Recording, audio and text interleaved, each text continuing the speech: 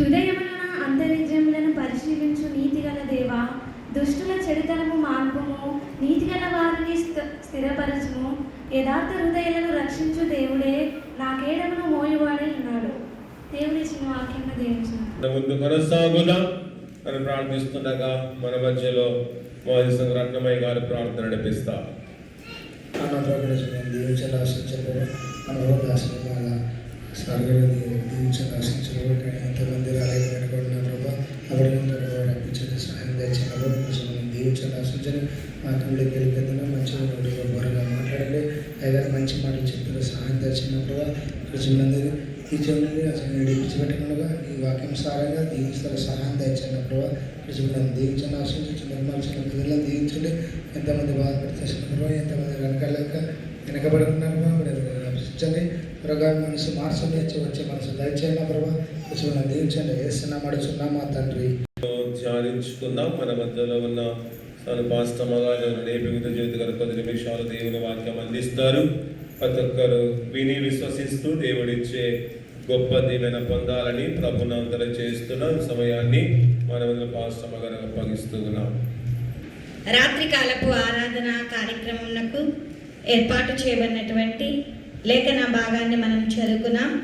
మన యొక్క అంశం వచ్చేసి పరిశీలించు దేవుడు ఉన్నాడు గనక మనము ఏమి చేయాలో కొద్ది నిమిషాలు మాత్రమే దేవుని యొక్క వాక్యాన్ని మనం ధ్యానించుకుందామండి.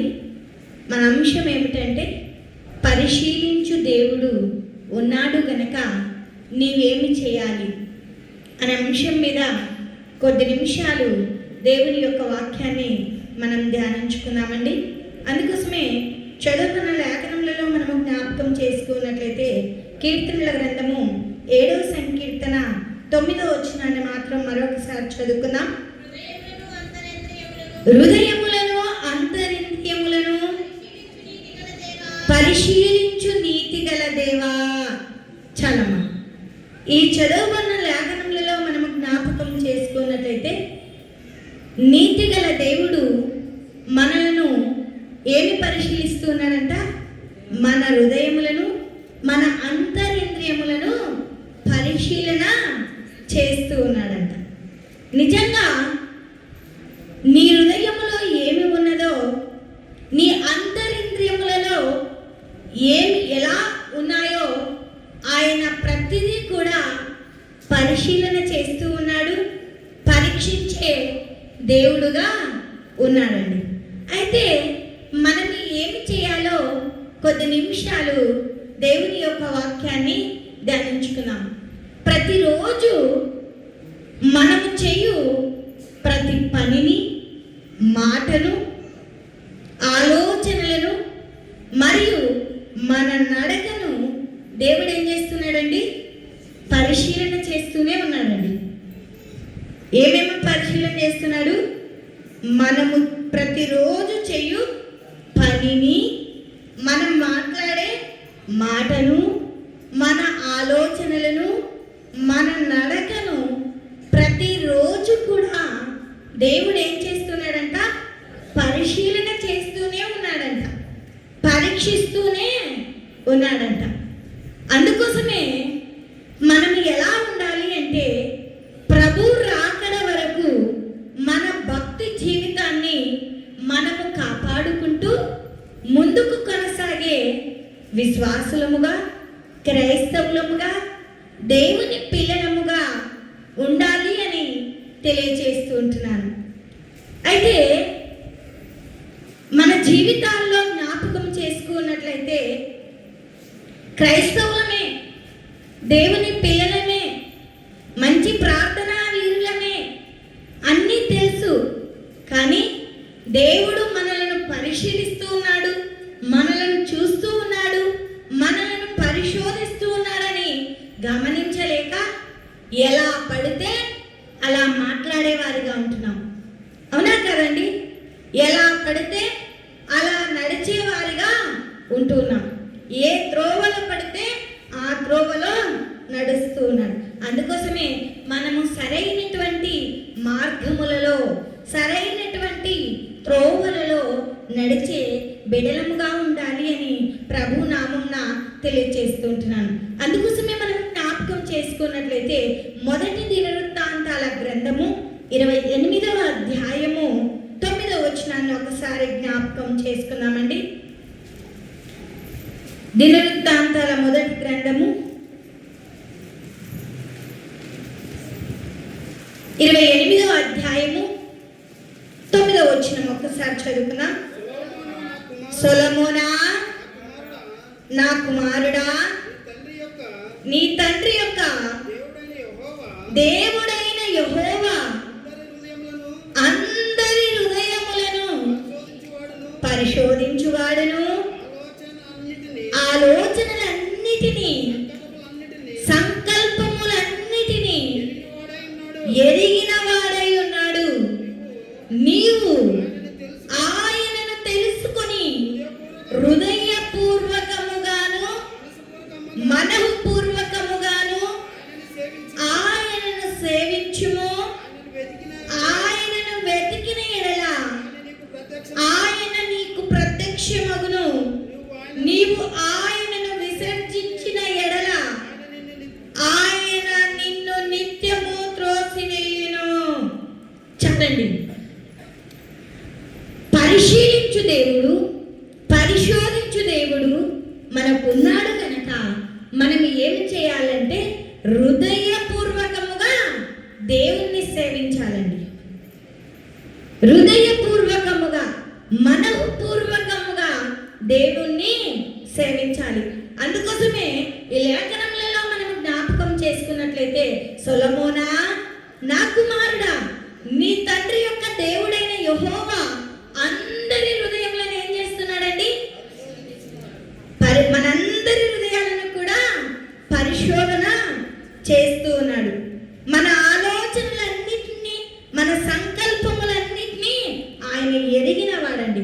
నువ్వు ఏ ఆలోచనలో ఉన్నావో, ఎలాంటి సంకల్పంతో ఉన్నావో ఆయన నిన్ను నన్ను కూడా బహుతేటగా ఎరిగిన వాడుగా ఉన్నాడు అని లేఖనములలోనే మనం చూస్తున్నాం. అందుకోసమే మనం ఏమి చేయాలి అంటే, నీవేం చేయాలంటే హృదయపూర్వకంగా మనఃపూర్వకంగా దేవుణ్ణి సేవించాలండి. ఒకవేళ ఇంతకాలము, ఇన్ని దినములు, ఇన్ని సంవత్సరములు నువ్వు దేవుణ్ణి సేవించలేక మనఃపూర్వకముగా, ఇష్టపూర్వకముగా, హృదయపూర్వకముగా నువ్వు దేవుణ్ణి సేవించలేకపోతే ఇక నుంచైనా, ఈ దినము నుంచైనా నువ్వు దేవుణ్ణి సేవించే కుమారుడిగా ఉండాలి అని ప్రభు నామమున తెలియజేస్తూ ఉంటున్నాను. వాక్యాన్ని విందామండి కొద్దిసేపు. మనం ఏం చేయాలి అంటే హృదయపూర్వకంగా దేవుణ్ణి సేవించాలండి. దేవుని సన్నిధానంలో ఉన్నప్పుడు ఆత్మతోనూ సత్యముతోనూ దేవుణ్ణి ఆరాధించాలండి. ఇష్టపూర్వకంగా దేవుణ్ణి కొనియాడాలండి.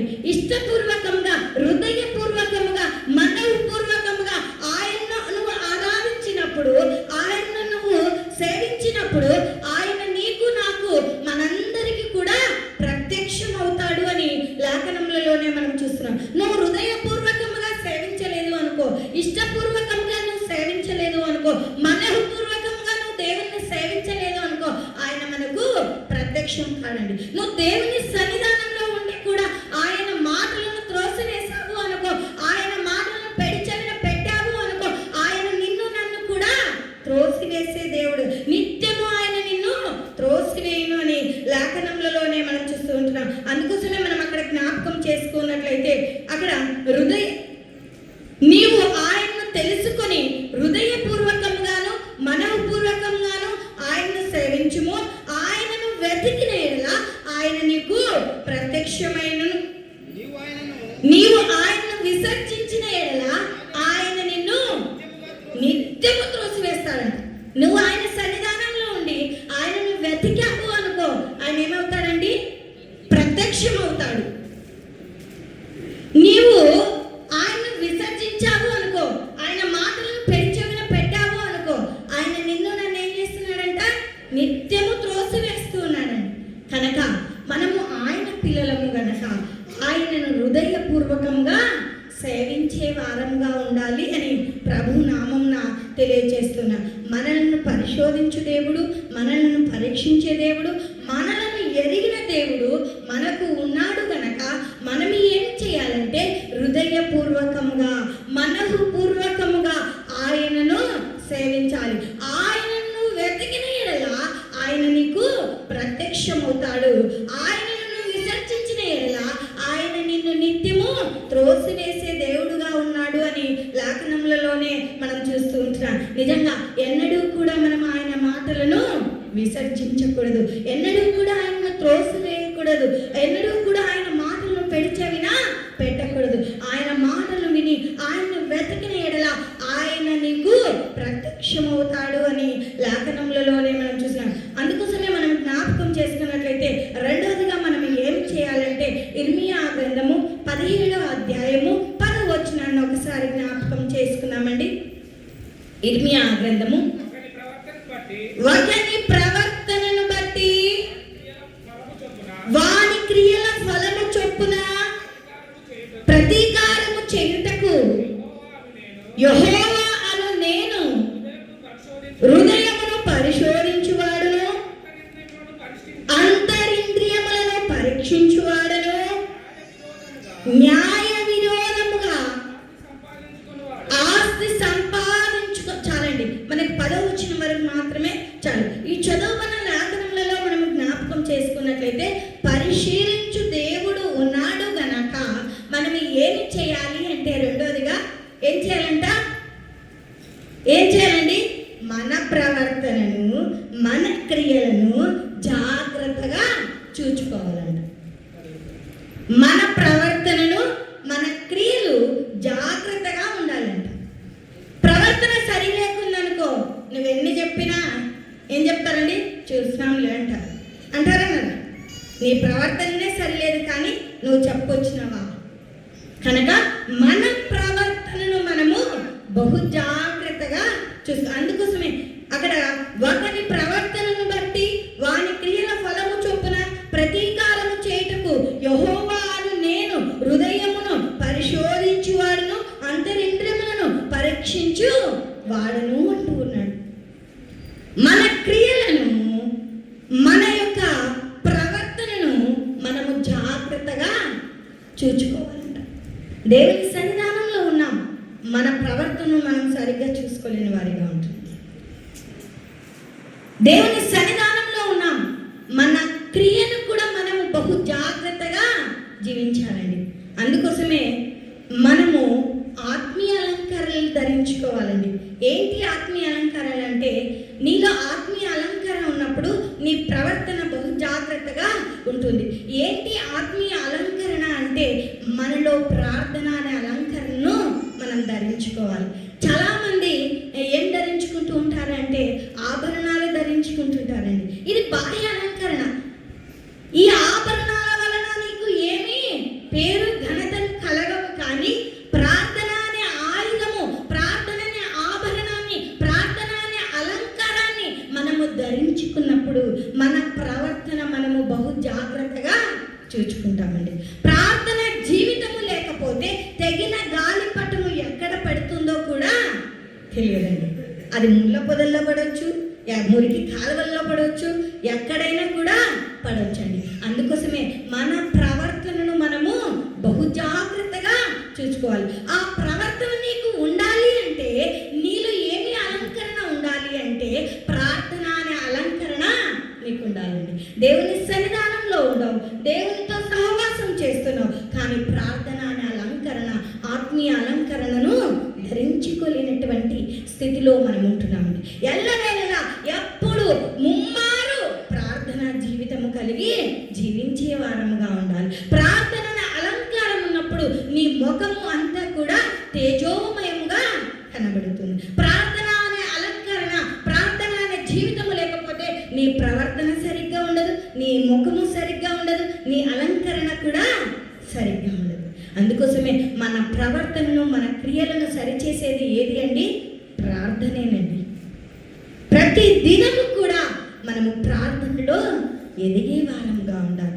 అందుకోసమే నీ క్రియలను బట్టి, నీ ప్రవర్తనను బట్టి నీకు ఏమిస్తాడంటే దేవుడు ప్రతిఫలము దయచేస్తాడంట.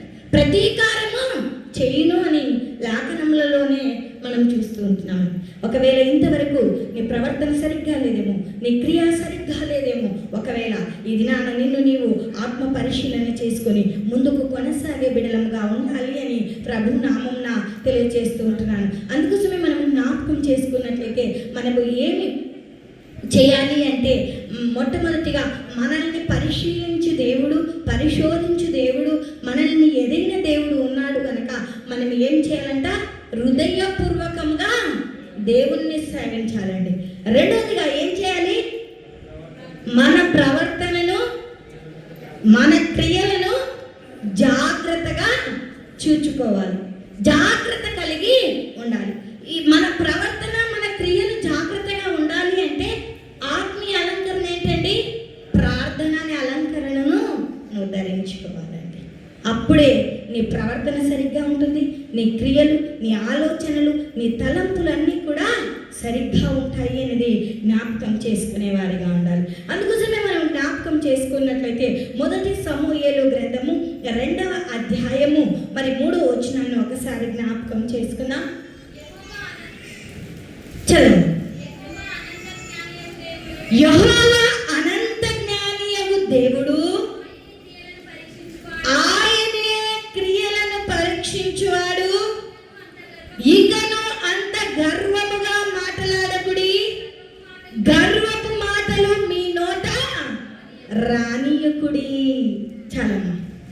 ఈ చదువుకున్న లేఖనంలో మనం జ్ఞాపకం చేసుకున్నట్లయితే మన ప్రవర్తన, మన క్రియలు జాగ్రత్తగా ఉండాలి. యెహోవా అనంత జ్ఞానియగు దేవుడండి. ఆయన సర్వాధికారి, సర్వాంతరాన్ని, అనంత జ్ఞానియగు దేవుడు అని లేఖనంలో ఆయనే నీ క్రియలను నువ్వు చేయు ప్రతి పనిని కూడా ఏం చేస్తున్నాడంట? పరిశీలన చేస్తున్నాడంట, పరీక్షిస్తూ ఉన్నాడంట, పరిశోధిస్తూ ఉన్నాడు. నువ్వు ఏ పని చేస్తూ ఉన్నావో, ఎలా ఉన్నావో ప్రతిదీ కూడా దేవుడు, ఒకవేళ మనుషులకు తెలియకపోవచ్చు, కానీ నిన్ను సృష్టించినటువంటి సృష్టికర్తకు నువ్వు ఏమి చేస్తున్నా కూడా బహుతేటగా కనబడుతుంది. 4 గోడలు అడ్డున్నా కూడా ఆయన కన్నులు ఏం చేస్తున్నాయి? లోకమంతటా కూడా సంచరిస్తూ ఉన్నాయి. ఆయన కన్నులు నిన్ను నన్ను కూడా తేరిపార చూస్తూ ఉంటున్నాయి. అందుకోసమే మనము భయముతోనూ భక్తితోనూ ముందుకు కొనసాగే వారిగా ఉండాలి అని ప్రభు నామమున తెలియజేస్తున్నాను. అందుకోసమే ఇకను అంత గర్వంగా మాట్లాడక. ఒకవేళ నువ్వు తెలుసో తెలియకో గర్వంగా మాట్లాడావు అనుకో, గర్వంగా విర్రవీగిపోయావు అనుకో, అక్కడ అంటూ ఉన్నాడు, గర్వపు మాటలు నీ నోటికి రానియకుడి. నీ మాటలను కూడా దేవుడు పరిశీలన చేస్తున్నాడు. నీ మాటలను, నా మాటలను, నీ క్రియలను, నా క్రియలను, నీ ఆలోచనలను, నా ఆలోచనలను, మన నడకను ప్రతిదీ కూడా దేవుడు ఏం చేస్తున్నాడు? పరీక్షిస్తూ ఉన్నాడు, పరిశీలిస్తూ ఉన్నాడు, పరిశోధిస్తూ ఉన్నాడు. ఆయన నిన్ను నన్ను కూడా ఎరిగి ఉన్నాడు కనుక మన నోట ఎప్పుడూ కూడా గర్వపు మాటలు రానియకూడదంట. ఒకవేళ ఇంతవరకు నువ్వు గర్వంగా మాట్లాడు, ఎవరిని గర్వము వానిని ఏం చేస్తుందండి? ఖచ్చితంగా తగ్గిస్తుందండి. నాశనానికి ముందు ఏం నడుస్తుందంట? మానవుల్లో గర్వము నడుస్తుందంట. నీ గర్వమే నిన్ను నాశనానికి తీసుకెళ్తుంది, నీ గర్వమే నిన్ను తగ్గిస్తుంది, నీ గర్వమే నిన్ను పడగొడుతుంది. కనుక నీవు నేను ఏం చేయాలి అంటే మన ప్రవర్తనను, మన క్రియలను, మన మాటలను, మన యొక్క నడకను బహు జాగ్రత్త కలిగి జీవించే వారంగా ఉండాలి అని ప్రభు నామమున తెలియజేస్తూ ఉంటున్నాను. మరి మూడవదిగా మనం జ్ఞాపకం చేసుకున్నట్లయితే మొదటి రాజుల గ్రంథము 18వ అధ్యాయము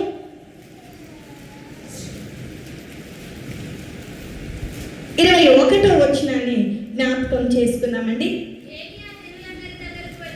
ఏలియా జనులందరి దగ్గరకు వచ్చి, ఎన్నాళ్ళ మట్టుకు మీరు 2 తలంపుల మధ్య తడబడుచుందురు? యెహోవా దేవుడైతే బయలుదేవుడైతే వాణ్ణి అనుసరించుడి. ప్రకటన చేయగా జనులు అతనికి ప్రత్యుత్తరముగా ఒక్క మాట అయినను పలకకపోయిరి. ఇక్కడ మనం జ్ఞాపకం చేసుకున్నట్లయితే మనం ఏం కలిగి జీవించాలంటండి? ఏక మనస్సు కలిగి జీవించాలి. ఏక మనస్సు కలిగి నడుచుకోవాలండి. ఏక మనస్సు కలిగి జీవించాలి. అందుకోసమే అక్కడ లేఖనంలో ఏలియా జనులందరి దగ్గరికి వచ్చి ఏమంటున్నాడు? ఎన్నాళ్ళ మట్టుకు మీరు రెండు తలంపుల మధ్య తడబడుచు ఉందురు అంటున్నారు. రెండు తలంపుల మధ్య తడబడుచు ఉందురు. యెహోవా దేవుడైతే వాణ్ణి అనుసరించుడి, బయలుదేవుని వాణ్ణి అనుసరించుడి అని లేక అయితే మనం రెండు తలంపులు కలిగి జీవించకూడదండి. ఏక మనస్సు కలిగి జీవించే వారంగా ఉండాలి అని అక్కడ లేఖనములలో మనం చూస్తున్నాం. అందుకోసమే మనము ఒకవేళ రెండు తలంపుల మధ్య ఉన్నాము అనుకో, దేవుడు ఏం చేస్తున్నాడండి? నువ్వు ఉంటే వెచ్చగానైనా ఉండు, లేకుంటే చల్లగానైనా ఉండు. నులివెచ్చని స్థితిలో నువ్వు ఉన్నావనుకో, దేవుడు ఏం చేస్తాడంట? తన నోట నుండి ఉమ్మి వేస్తాను అని లేఖనములలో మనం చూస్తూ ఉంటున్నామండి. ప్రకటన గ్రంథము 3వ అధ్యాయము 15వ వచనంలో అక్కడ మనము ఆ మాటను చూస్తామండి. ఒకసారి చదువుకుందాం. ప్రకటన గ్రంథము 3వ అధ్యాయము 15వ వచనం. నీ క్రియలు చల్లగానైనను నీ క్రియలను నేను ఎరుగుదును. నీవు చల్లగానైనను వెచ్చగానైనను లేవు. నీవు చల్లగానైనను వెచ్చగానైనను ఉండిన మేలు. నీవు వెచ్చగానైనను చల్లగానైనను ఉండక నులివెచ్చగా ఉన్నావు గనక నేను నిన్ను నా నోట నుండి ఉమ్మివేయ ఉద్దేశించుచు ఉన్నాను. ఈ లేఖన భాగం అంతా కూడా మనం జ్ఞాపకం చేసుకున్నట్లయితే ఇక్కడ మనకు ఒకటే ఒక మాట అర్థం చేసుకోవాలి. మనము రెండు తలంపులు కలిగి నడుస్తూ ఉన్నామేమో. ఇటు పడవ మీద వెళ్ళాలని ఆశ ఉంది, ఇటు నీళ్ళలో గుర్రం మీద వెళ్ళాలని ఆశ ఉంది. వెళ్తామండి? ఏదో ఒక దాని మీద వెళ్తేనే గమ్యాన్ని చేరుకుంటాం. రెండింటి మధ్య ప్రయాణం చేసావనుకో తక్కువ చతికల పడిపోతాం. కనుక దేవుడు మనకు ఒక జ్ఞాపకం చేస్తున్నాడు. ఒకటి ఏమంటున్నాడంటే, నువ్వు ఉంటే వెచ్చగానైనా ఉండు, లేకుంటే చల్లగానైనా ఉండు. నులివెచ్చని స్థితి నువ్వు ఉండరాదు. అలా ఉంటే నిన్ను నేను నా నోట నుండి ఉమ్మివేయ ఉద్దేశించుచు ఉన్నాను అని చూస్తున్నాను. మనం కూడా ఎలా ఉన్నామండి? అటు చల్లగా లేము, ఇటు వెచ్చగా లేము. నులివెచ్చని స్థితి. ఎక్కడ వేసిన రాయి కల్లా పరిగెత్తుతామా లేదండి? పేరుకు మాత్రము ఎవరమండి? దేవుని పిల్లలం, మంచిదే. కానీ ఎన్ని కష్టాలు వచ్చినా, ఎన్ని శ్రమలు వచ్చినా, ఎన్ని నిందలు వచ్చినా, ఎన్ని అవమానాలు వచ్చినా ఎప్పుడూ కూడా భయపడక ధైర్యంగా ప్రభు కొరకు మనలో ఆత్మ ఉన్నంత వరకు ఆయన సేవలో ముందుకు కొనసాగాం. అందుకోసమే ఏక మనస్సు కలిగి మనము జీవించే వారముగా ఉండాలండి. ఒకే మనస్సు, ఒకే తలంపు, ఒకే ఆలోచన కలిగి జీవించాలండి. అందుకోసమే అక్కడ మనం జ్ఞాపకం చేసుకున్నట్లయితే యాకోబు రాసిన పత్రిక 4వ అధ్యాయము 8వ వచనాన్ని ఒకసారి జ్ఞాపకం చేసుకున్నామండి. దేవుని యొద్దకు రండి, అప్పుడు ఆయన మీ యొద్దకు వచ్చును. పాపులారా, మీ చేతులను శుభ్రము చేసుకొనుడి. దిమనస్కులారా, మీ హృదయములను పరిశుద్ధ పరుచుకొనుడి. చాలండి. ఈ చదవమన్న లేఖనములలో మనం జ్ఞాపకం చేసుకున్నట్లయితే రెండు మనస్సులు కలిగి జీవించకూడదండి. ధిమనస్కులు అనగా రెండు మనస్సులు కలిగి జీవించకూడదండి. అందుకోసమే అక్కడ ఏమంటూ ఉన్నారు అంటే, దేవుని యొద్దకు రండి, అప్పుడు ఆయన మీ యొద్దకు వచ్చును. పాపులారా, మీ చేతులను శుభ్రము చేసుకొనుడి, దిమనష్కులారా మీ హృదయములను పరిశుద్ధ పరచుకొనుడి అని లేఖనములలోనే మనం చూస్తూ ఉంటున్నాం. అందుకోసమే మనము నులివెచ్చని స్థితిలో ఉండకూడదు, రెండు మనస్సులు కలిగి ఉండకూడదు. మనం ఎలా ఉండాలి అంటే ఏక మనస్సు కలిగి జీవించే వారంగా ఉండాలి అని ప్రభు నామంన తెలియచేస్తుంటున్నాను. మరి జ్ఞాపకం చేసుకున్నట్లయితే చివరిగా ఒకటి జ్ఞాపకం చేసుకొని ముగించేసుకున్నామండి. ఫిలిప్పీలకు రాసిన పత్రిక 2వ అధ్యాయము 12వ వచనాన్ని ఒకసారి జ్ఞాపకం చేసుకున్నాం. 2:12 కాగా నా ప్రియులారా మీరెల్లప్పుడూ విధేయులైన ప్రకారము నా ఎదుట ఉన్నప్పుడు మాత్రమే కాక మరి ఎక్కువగా నేను మీతో లేని ఈ కాలమందును భయముతోను వణుకుతోను మీ సొంత రక్షణను కొనసాగించుకొనుడి. చాలండి. ఎలా ఉండాలి, నువ్వేం చేయాలి అంటే భయముతోనూ వణుకుతోనూ దేవుణ్ణి సేవించాలండి. అక్కడ అంటూ ఉన్న మాటలు ఏమిటంటే, నేను మీతో లేని ఈ కాలమందును భయముతోనూ వణుకుతోనూ మీ సొంత రక్షకులను కొనసాగించుకొనుడి అని లేఖనములలోనే మనం చూస్తున్నాం. అందుకోసమే పరిశీలించు దేవుడు, పరీక్షించు దేవుడు, పరిశోధించు దేవుడు ఉన్నాడు కనుక మనం ఏమి చేయాలంటే భయముతోనూ వణుకుతోనూ దేవుణ్ణి సేవించే వారంగా ఉండాలి అని ప్రభు నామంన తెలియజేసుకుంటున్నాను. అందుకోసమే మనం జ్ఞాపకం చేసుకున్నట్లయితే చివరిగా జ్ఞాపకం చేస్తాను. కీర్తనల గ్రంథము 26వ సంకీర్తన 1వ వచనాన్ని ఒకసారి చదువుకొని ముగించేస్తానండి. యెహోవా యెహోవా నేను యథార్థవంతుడనై ప్రవర్తించుచున్నాను, నాకు తీర్పు తీర్చుము. ఏమీయూ సందేహపడకుండా యెహోవా యందు నేను నమ్మిక ఉంచి ఉన్నాను. యెహోవా నన్ను పరిశీలించుము, నన్ను పరీక్షించుము, నా అంతరింద్రియములను నా హృదయమును పరిశోధించుము. చాలమ్మా. ఈ చదవనటువంటి 2 వచనాల్లో మనం జ్ఞాపకం చేసుకున్నట్లయితే ఇక్కడ దావీదు గారు మరి ఏమంటున్నాడంటే, దేవా నన్ను పరిశీలించుము అని దేవుణ్ణి అడుగుతూ ఉన్నాడండి. మనకు ఒక్కదినే నేను అడిగావా?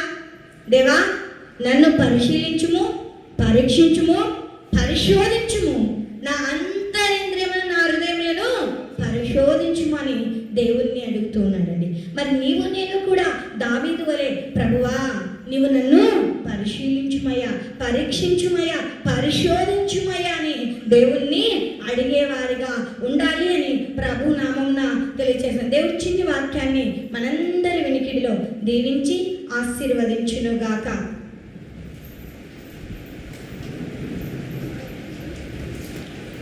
క్రీస్తునందు ప్రేమైన దేవుని చిత్తానుసారముగా మనమందరము జీవించినట్లుగా బ్రతుకున్నట్లుగా ప్రభు సన్నిధిలో ప్రార్థన చేసుకుందాం. దేవానికే వందనాలు, దేవానికే కృతజ్ఞతలు. ఇంతవరకు నాయన మీరు మాతో మాట్లాడిన ప్రతి మాటను బట్టి స్తోత్రాలు. వాక్య ప్రకారంగా జీవించే ధన్యత మాకు ప్రసాదించుమని ప్రార్థిస్తుండగా ప్రార్థన మన మధ్యలో ఉన్న లక్ష్మీదేవమ్మ గారు ప్రార్థన నడిపిస్తారు. నిత్యుడగు తండ్రి ఇంతవరకు నేను తెలిసి ఆరాధించాను ప్రభు. అవునా తండ్రి, అమ్మగారు